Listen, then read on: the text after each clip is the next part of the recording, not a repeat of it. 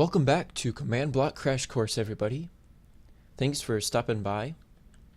And by popular demand, I'm going to continue with this raycasting.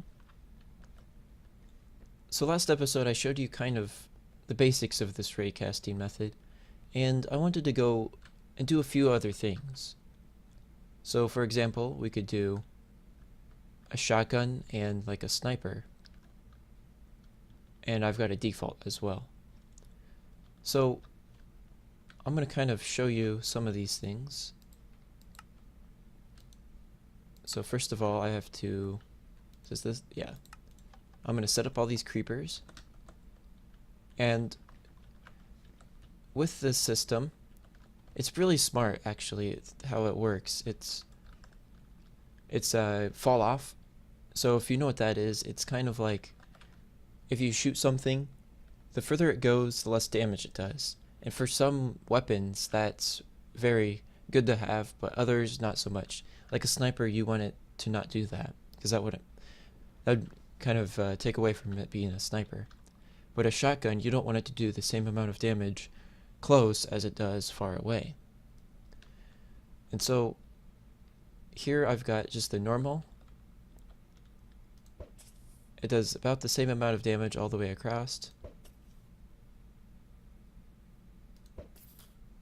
but it does less damage the further it goes. So you saw these first three died, but these two are still here. I think those despawned. It's a poor demonstration.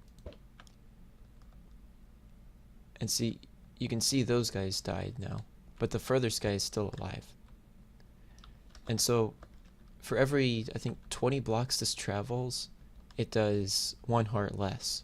So up close it does 3 hearts, further away it does 2 hearts, and the furthest it does 1, until it finally dies. And I took Hi's suggestion, if that's how you say your name, and I added an objective so that if it's so far away, it automatically gets destroyed.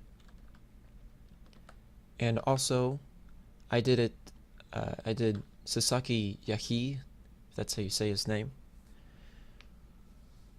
I'd used his suggestion that you can just use count equals 1 so that it only targets one entity, which I'm surprised I didn't think of that, that's such an easy fix for the problem I had before.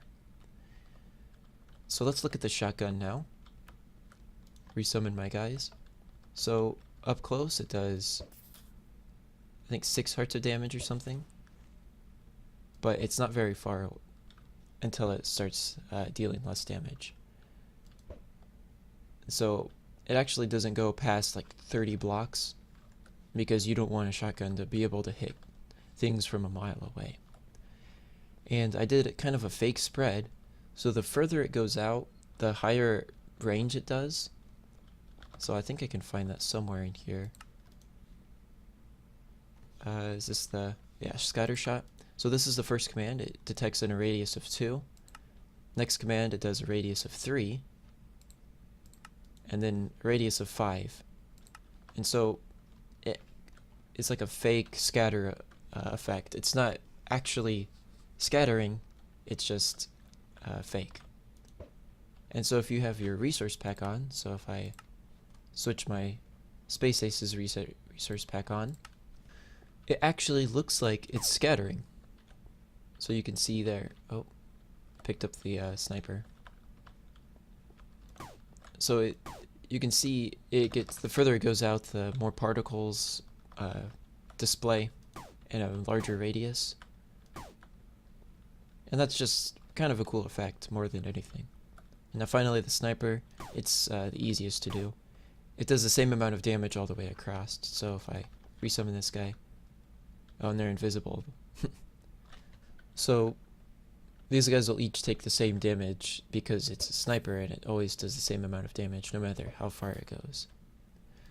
And you could increase this and change the reload time to however you like. Well, that's weird.